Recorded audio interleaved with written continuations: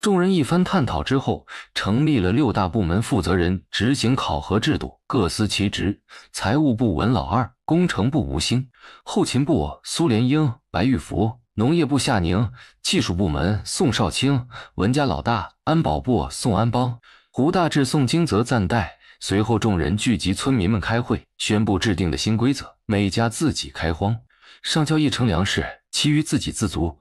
除此之外，在一起额外开拓一块荒地，种上粮食，收入归入宫中，用来承担公共开支。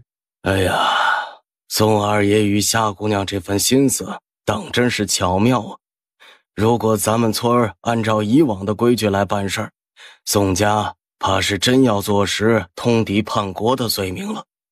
但如今这样的安排却十分巧妙地与朝廷旧制区分开来，即便让人发现基地的存在，也没人会觉得宋家有造反之心了，而咱们又能形成一个独立的体制，妙哉妙哉呀！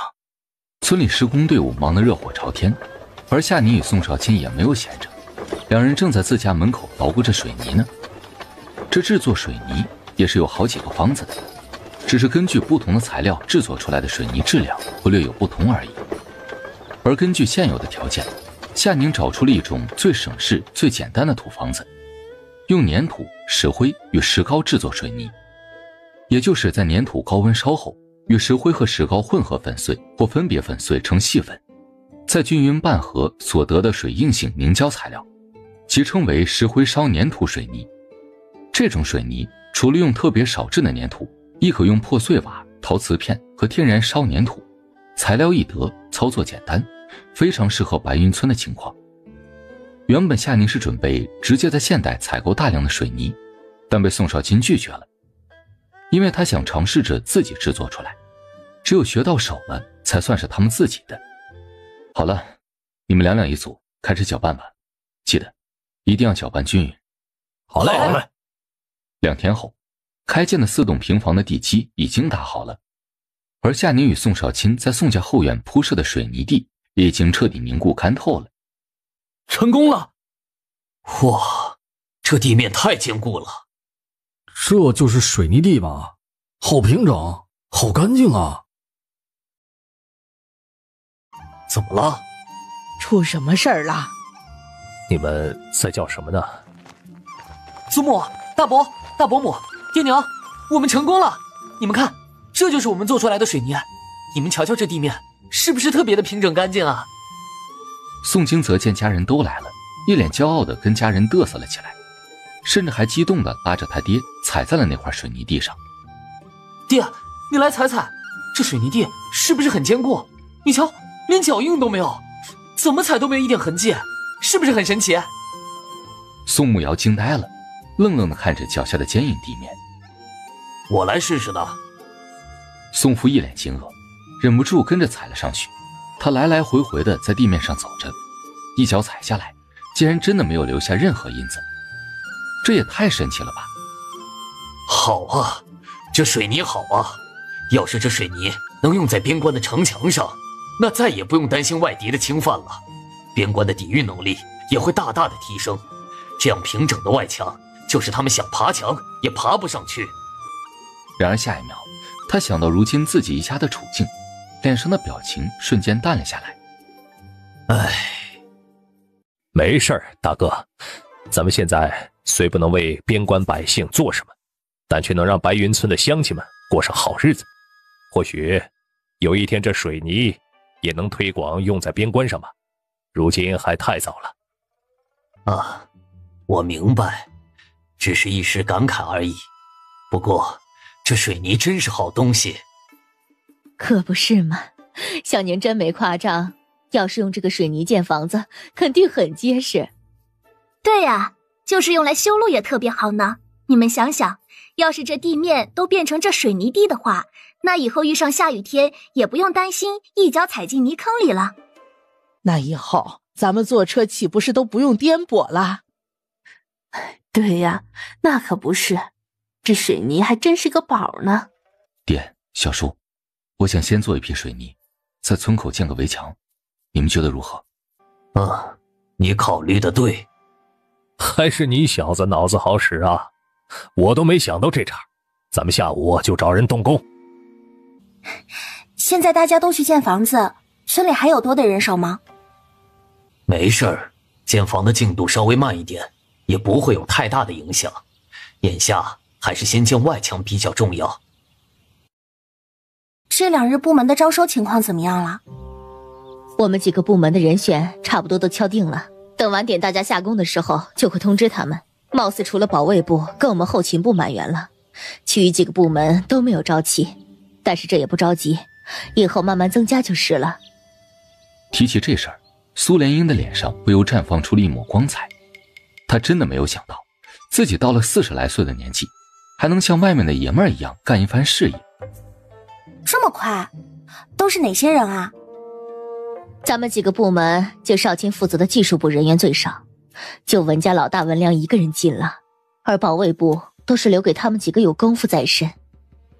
之前不是听说白云村那几户人都过得不是很好吗？居然还会有人会打算盘看账本？具体的我也不是很清楚，但听文儿的意思，那个叫林文生的确实有一手算账的本事，说是一点也不比他差。有真本事就行。夏宁猜想，估计是林家有什么隐情吧，所以才不得已到白云村生活。不过这人进入的是财务部，虽然他不会经手基地的银钱，但也不能太大意了，最好还是叮嘱文二一声，私下多留意一下。一个部门的情况差不多都这样了，就差你的农业部了，你怎么想的？伯母有推荐的人选吗？要不你先去李村长那看一看，报名的单子都在他那儿，应该有人报名吧？对哈，我都忘了。那行，我现在就去找李村长。果然，夏宁在村长李明这里拿到了名单。就2个人吗？虽说我们都是庄稼人，但咱们也只会根据老祖宗留下来的经验埋头苦干。村里人基本都不识字，就是专门开设了农业部，他们也没底气敢报名。有些人地种得好，那纯粹是有力气，能干一番体力活。真要让他们去教别人讲道理什么的，他们未必做得来。所以呀，这完全是两码事儿。那这2人这2人是我推荐的，都是我们村以前的种地好手，且他们俩还识得几个字儿，应该呀能帮着你打打下手。你有什么想法，直接让他们俩去做就行了。原来如此，让你费心了，那就他们俩吧，晚上你一并通知了。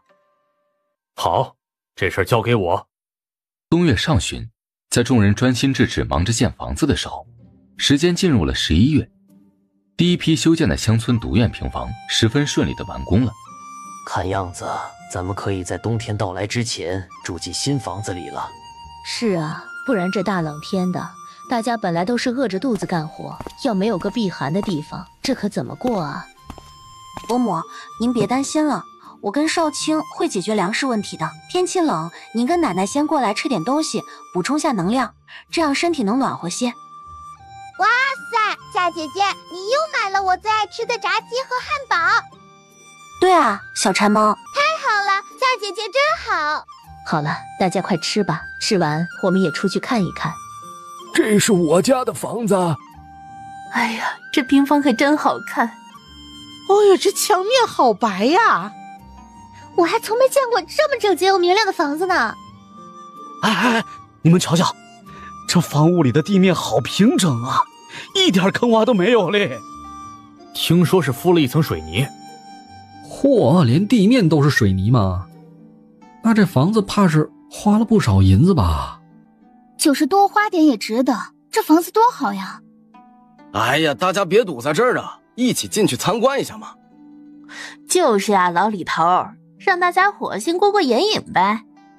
哎，我想走一走那楼梯，听说特别有意思啊。哎，走走走，一起看看。夏姐姐，中间空着的那个大洞是干嘛的呀？那是留出来当窗户的，可以安上玻璃窗，也可以做上木窗。看到第一批完工的新房子，全村人更奋进了。于是第2批建房的施工人员增加到了80多人，真可谓是干劲十足啊。这就是水泥做出来的外墙吗？看着就很有安全感。太不可思议了，怎么做到的呀？我现在相信夏姑娘的话了，这水泥做出来的房子呀，肯定很结实。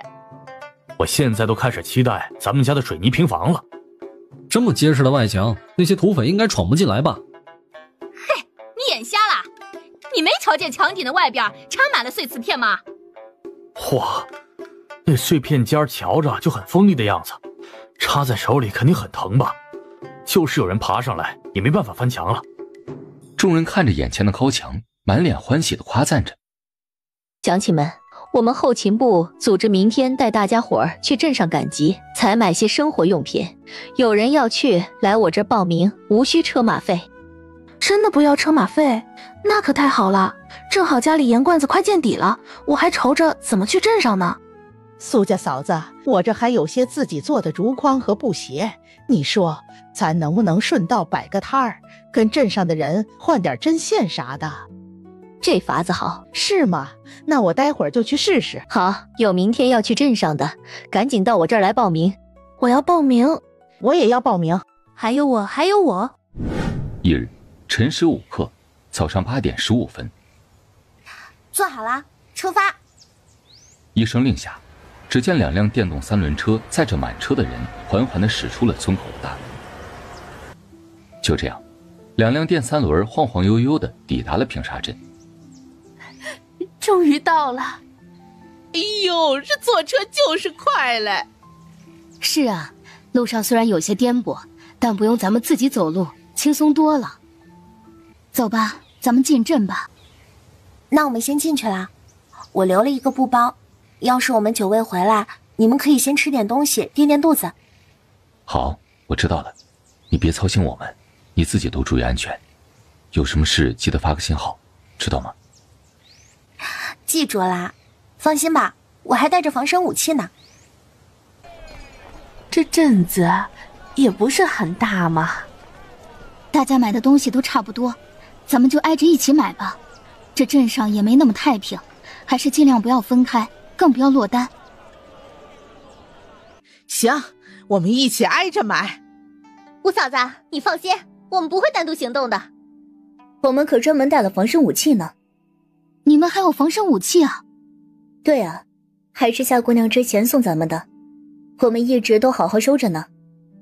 那真挺好的。王春梅顿时羡慕不已。之前一直听说宋家人很好很好，这段时间她也觉得宋家很好，但没想到他们在流放的路上，宋家就如此好了。等回去后就给你们几户人补上，之前事情多，一时也没想起这事儿。真的呀？那先谢谢夏姑娘了。回去就给你们发。官，这是您的2笼包子。哎，老板也给我来俩肉包，带走。突然，不远处闹哄哄的一片，顷刻就有不少路人围了上去。咋了这？有人在闹事儿是吗？哎，是在打架呀？我去瞧瞧，你们待在这里别动啊。作为本地人的王春梅就没有那么多的顾虑了，满脸兴奋地跟众人交代了一声，就赶去凑热闹了。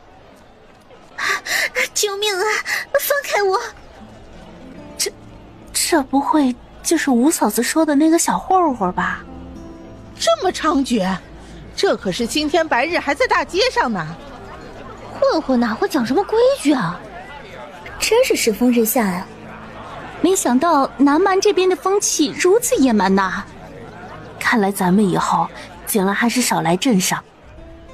算了，咱们还是别看了，赶紧买了东西回去吧。没错，还是早点回去好，看得我心里一阵心慌。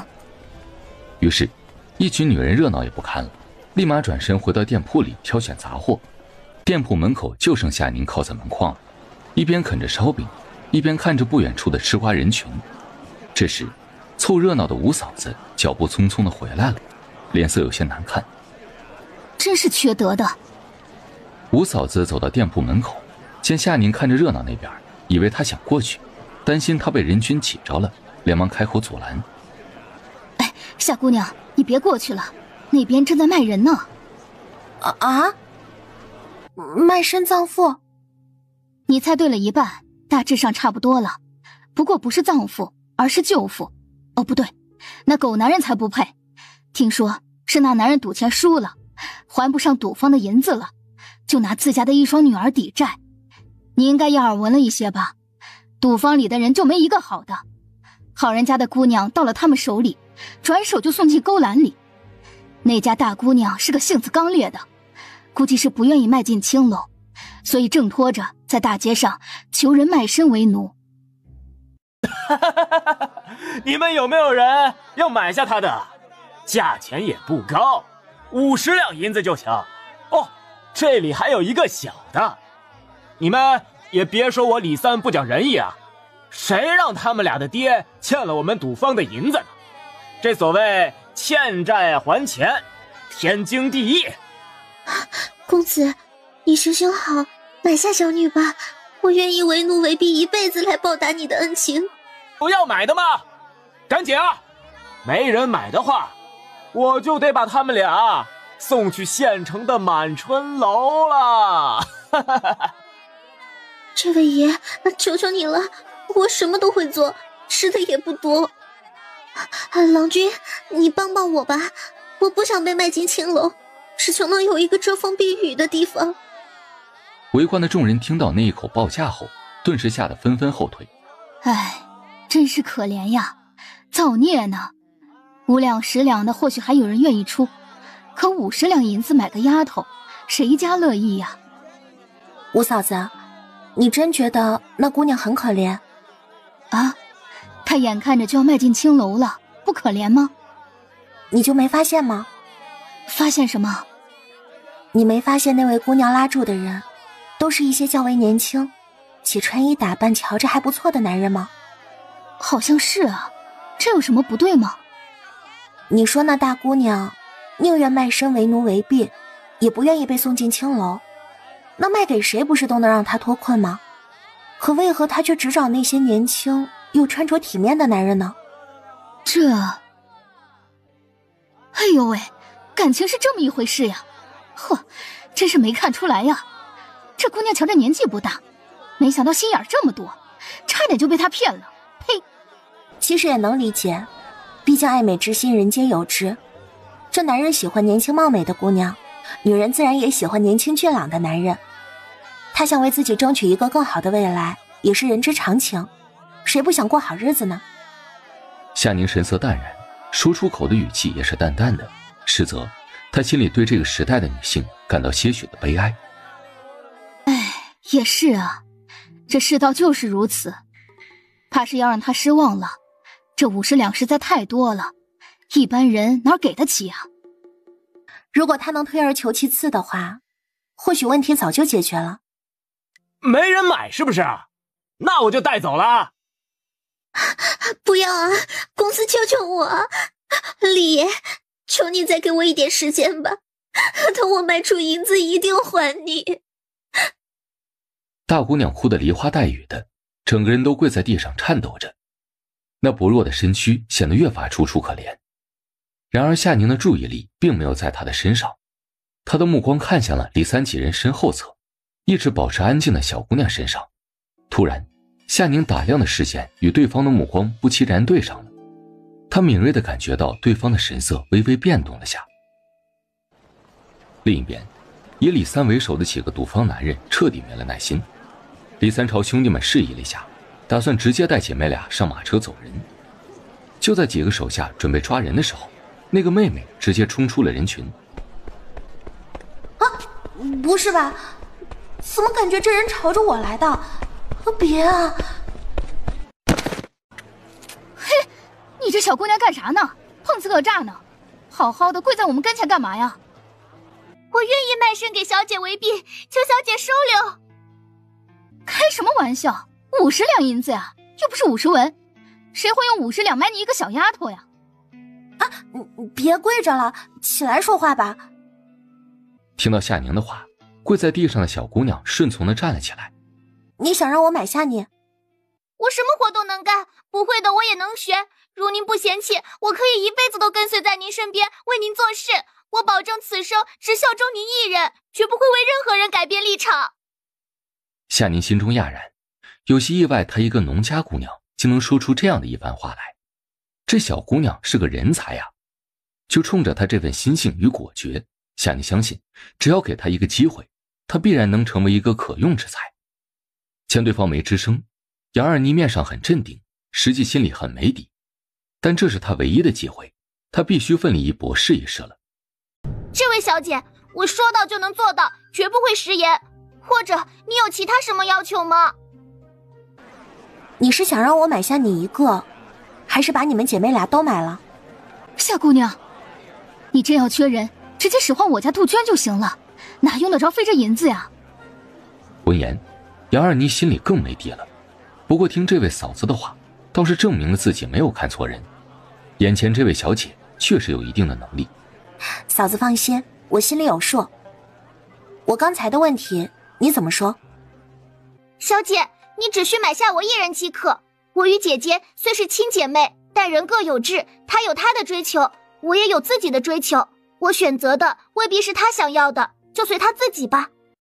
夏宁心里对这个小姑娘的欣赏不禁又加深了几分，主要是这般通透的心思实属难得。行，咱们过去吧。你好，这姑娘我买下了，这是50两银票。哟呵，这是哪儿来的漂亮小娘子啊？新来的吧？貌似以前没在平沙镇见过你。我是从哪儿来的，跟咱们的交易有关系吗？我给银子你放人，这场交易就算完事儿了。怎么没关系了？你要买我的人，我总得了解清楚吧。你的人，千契说了吗？欠你们债的是他们俩的父亲，画押的也是他们的父亲，所以你只是他们姐妹俩父亲的债主，跟他们姐妹俩并没有直接的关系。你，妈的，这个女人咋这么会说呢？喏，这是小姑娘的卖身钱50两银子，收着吧。至于剩下的欠款，你们就继续守着杨大姑娘吧，我们就不打扰你们办事了。谁让你们走了？加油！啊，你对我做了什么呀？哼，是不是感觉自己的右手臂发麻无力，还僵直泛疼？你猜我做了什么？你对我下毒了？谁让你动手动脚的？咱们的交易已经完成了，你要是不拦着我，也不会受这罪，怪我了。好啦，我们今天的数学课就学到100，从100开始就跟从1到100，从新排序一样，大家现在开始自己练习吧。等会儿我要考察你们的学习成果哦。是。哦，不错，胡儿牙同学今天默写的数字全对，来，老师奖励你一套学习用品。夏老师，这是啥？这是铅笔盒，里面还有一根铅笔和一支橡皮，你可以自己在家里面练习写字。谢谢夏老师送我这么珍贵的礼物，我一定会好好学习的。别说，这夏姑娘教起孩子来还真像那么一回事儿呢。我这还是第一次见到女先生上课呢。咱们白云村恐怕是东楚的独一份了吧？可不是，谁说女人不能做大事的？这应该让那些臭男人来看看。这话说得好啊，瞧瞧咱们夏姑娘多能耐的一个人呐，比很多男人都出息呢。是啊，夏小姐真给咱们女人长脸了。以后我看谁还敢说咱们女人没用，夏姑娘就是咱们女人的代表了。看来夏小姐让家里的女孩子跟着一起上课，也是有些道理的。按你这么一说，我倒是有些理解夏姑娘的用意了。什么用意啊？你笨呀，这也想不明白吗？没听说过一句戏文吗？谁说女子不如男？夏姑娘就是在证明给大家看，姑娘家也能读书识字，做大事呀。原来如此啊！所以啊，咱们得多支持夏姑娘，别被那些臭男人带歪了。我要是能有个像夏姑娘那么聪慧又见多识广的女儿，我怕是做梦都要笑醒了。这么一想，这女孩子多学点本事也挺好的。哼，老祖宗定下的规矩，哪能说改就改呀？这丫头学那么多本事又有什么用呢？到了年龄还是要嫁人生子，操持家务，还要照顾家中的老小。即便学到了一身本事，到最后还不是便宜了男方，咱们女方能捞到什么好处呀？现场瞬间一片安静，众人难以置信地看向了曹大媳妇儿，眼里还透着几分鄙夷。你们这么看着我干嘛？我说的不对吗？哼，我们懒得跟脑子进水的人说话。哟，你这是在干嘛呀？做作业。哎，你手里拿的是什么？写的又是什么？这是今日课堂上夏老师给我的奖励。哼，有什么好得意的啊？又不是什么值钱的玩意儿。再说了，你一个姑娘家学这些有什么用？难不成你以为自己能当个女账房吗？哼，我劝你别做梦了。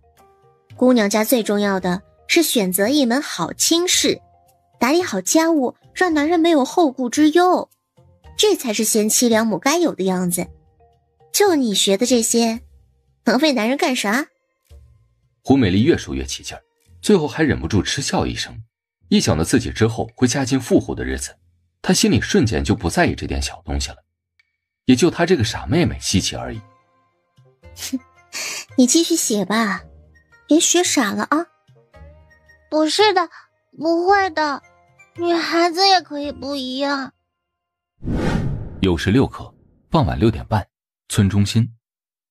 李麻子，你该不会在吹牛吧？就是呀，咱们都没听孩子提过，怎么就你家孩子比较特殊？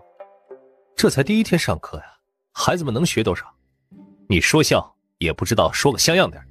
我没吹牛，这就是夏姑娘奖励给我家石头的，说她今天的课堂上学得特别好，除了这支笔，还有个特别好看的本子，是专门拿来写字的。你们知道这叫什么？不是吧，李麻子，你说真的呀？这叫铅笔，也能写字吗？怎么这么细小啊？李麻子，这笔能借给我看看吗？这海外的笔果真不一样啊。那为啥我家孩子没有呢？第一天上课，我家石头就得到了奖品，那就说明我家石头聪明啊。今天全班30个学生，有6个学生得到了奖品，除了我家石头，胡家的2丫头跟张老3家的5丫也得到了奖品。不信你们去问问。什么？张5丫一个丫头也得到了奖品？怎么回事？胡家2丫头也有？他们就一个丫头片子，哪里比得上男孩子呀？丫头咋了？你娘不是女的，没咱们女人哪来的你们？对呀，夏姑娘也是丫头，你们比得过吗？你们这些女人就是头发长见识短。咱们男人说话，你们插什么嘴？怎么没有关系啊？丫头不嫁人生子？咱们这帮娘们儿不是丫头走过来的，你们看不起丫头，就是瞧不起咱女人。来，你们说说，咱们女人哪里不如你们男人了？除了没有那玩意儿，咱们女人做的事情可比你们男人多得多了。你们说说，咱们女人差哪里了？你们男人都是咱们女人奶大的，凭什么瞧不起咱们女人啊？哼，你们真是不可理喻。我懒得和你们女人见识。哎，走，咱们换个地方。简直是歪理，女人就是女人，还能越过男人不成？嗨，咱们大度，别跟他们掰扯了。此刻的夏宁可不知道，村里正在爆发一场前所未有的男女思想争论。他这会儿正与宋少卿画着白云村的规划图呢。宋伯父，您看这个是折叠太阳能板，到时候靠这个就可以给咱们整个白云村供电。这薄板子真能顶得上上次你给我看过的柴油发电机？您别小看这块板子，它只需要太阳光的照射就能产生，够咱家亮3天冬的电呢。那里真的不是仙界吗？宋伯父，您放心，以后有机会我们一定带您和伯母他们一起去看看。太好了，真希望这日快点到来。娘，嫂子，外东他们回来了。你说什么？静泽，你刚刚说什么？你大哥回来了？我没看到大哥，麦东在村口，一看到我就让我赶紧来叫二嫂跟二哥去接应一下。麦东好像没什么力气，我怕耽误事，也没多问，就赶忙跑回来通知你们。现在麦冬估计还在村门口等着呢。啊，没看见你大哥。你们先别急，我去看看情况。怎么办啊，娘？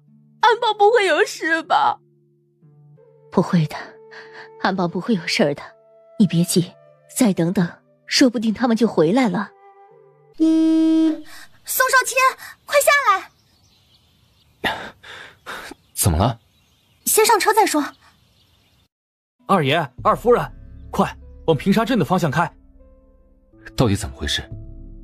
主子，我们已经跟世子爷碰上了，但路上还有官差追你们，难道是大哥他们的行踪被其他人发现了？我听广白那意思，那帮官差好像并没有下死手，似乎更想活捉他们回去，甚至还嚷嚷着说广白一行人是流窜的土匪。闻言，宋少卿眉头皱得更深了，总觉得这其中有什么不对劲儿的地方。这安亲王到底是何意啊？我大哥怎么样？伤势严重吗？二爷，你放心，世子爷的伤势不重，只是一路上折腾没休养好，瞧着人有些虚弱。广白他们都不同程度受了伤，但好在没伤到要害，估计养上一段时间就能好了。那就好。麦冬，你们一路上遇到好几次土匪吗？现在外面的土匪这么多了吗？这个我就不太清楚了，我就听广白提了那么一两句，具体情况只能等我们到了地方，两位主子再仔细询问下广白了。行，那你注意指下路线。宁宁，你在这里等着，我跟麦冬去接大哥他们。好，你们去吧。夏妮心领神会的点了点头。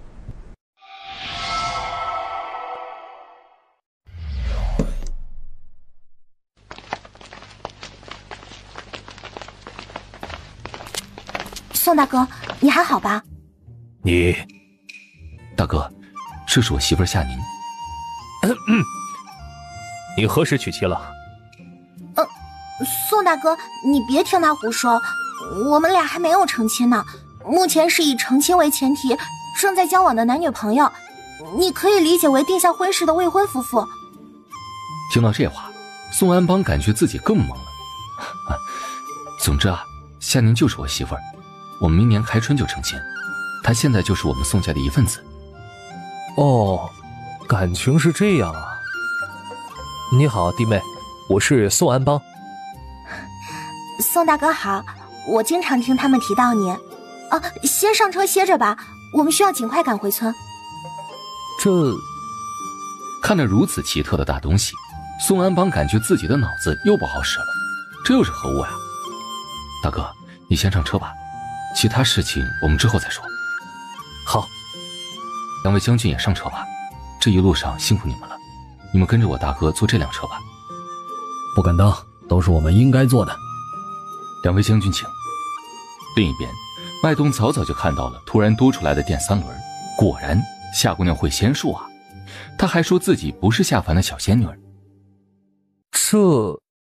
那是城墙吗？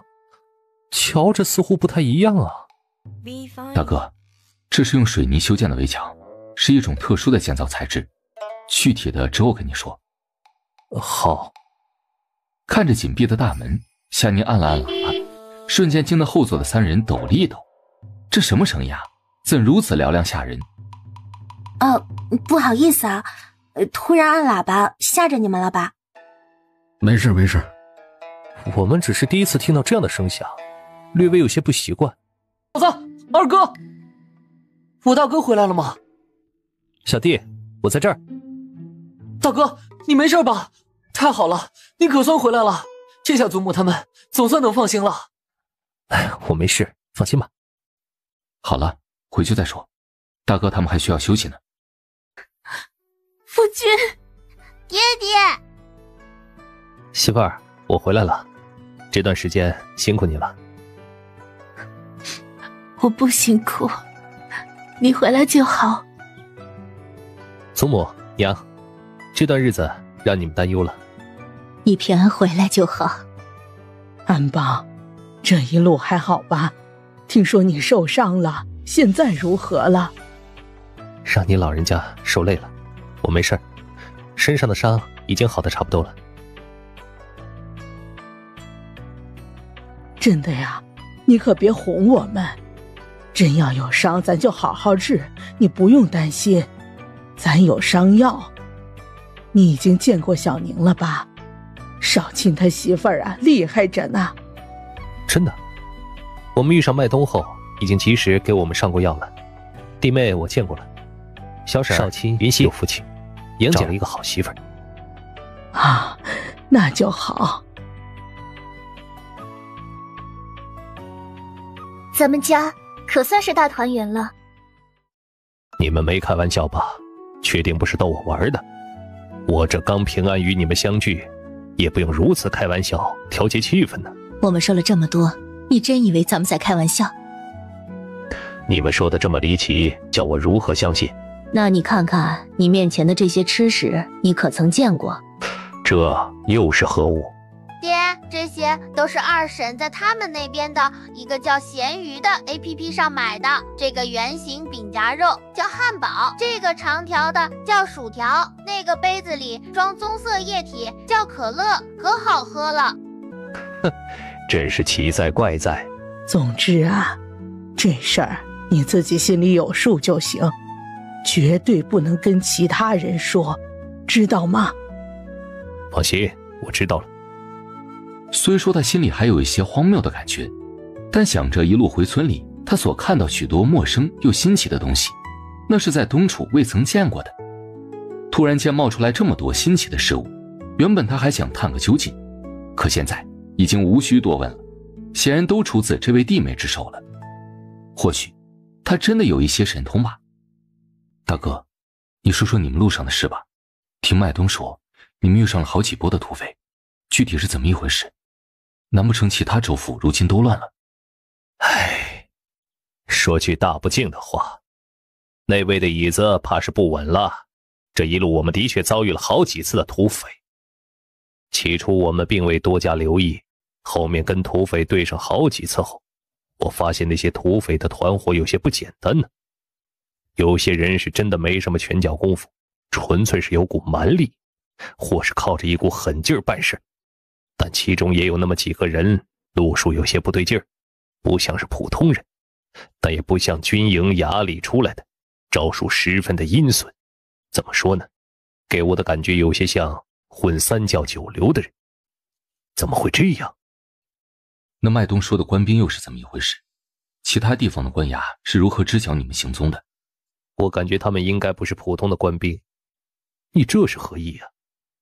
普通的官兵佩戴的官刀印记不一样，我当时也是在打斗中无意扫到了一眼。那印记是不是像太阳又像花朵的形状？好像是。二弟，你见过类似的标记？是安阳王司卫的身份标识。安阳王？这跟安阳王有啥关系啊？他的司卫怎么会追捕大哥他们？我们宋家跟安阳王也没什么瓜葛吧？不管安阳王是何目的，但显然他已经掌握了我们宋家的踪迹，怕是要不了多久，他们就能查到这里来了。这可如何是好啊？你们兄弟俩跟安邦可不能暴露，那不然就是欺君之罪了。祖母，你无需担心，当年楚军也是，安阳王早已跟当街那位不和了，即便他发现了大哥的踪迹，也不可能跟京城的人联手，这对他没有任何的益处。我们与他并无什么深仇大恨，再者，我们宋家如今已落到这般田地，不至于让安阳王如此大费周章地对付我们。能让他这么做，那必然是为了某种利益而为。夏宁对于东楚的这些关系并不清楚，所以他也不发表什么意见，就安静地当个背景板就好。但听到自家男友的分析发言，他忍不住星星眼地看着他。他家男友真帅呀，他这脑袋瓜果然好使啊，太聪明了有没有？少卿说得对，现在我们也无需庸人自扰。倘若安阳王真有什么目的，那早晚都会露出来。现在想太多也无益，等真正发生了，咱们再兵来将挡，水来土掩吧。晚饭后我跟宁宁出去一下。怎么，可是有什么要事？我跟宁宁须得把麦东他们开出去的2辆车带回来，放在外面始终不安全，而且那群官兵估计已经知道大哥他们乘坐的车了，我担心他们还会顺着印记找过来，所以今晚我跟宁宁最好去扫个尾，把沿途路上的车轮印给消除掉，最好我跟宁宁开着车把他们引去另一个方向，如此一来，至少短时间内他们不会找到白云村来。我们可以趁着这段时间加紧做好防御准备，也不能太被动了。还是你脑子转得快呀！那是，虽说咱们这些武官斗不过他们这些文臣呢，脑子里弯弯绕绕太多了。既然晚上还有正事要忙，那咱们早点吃晚饭。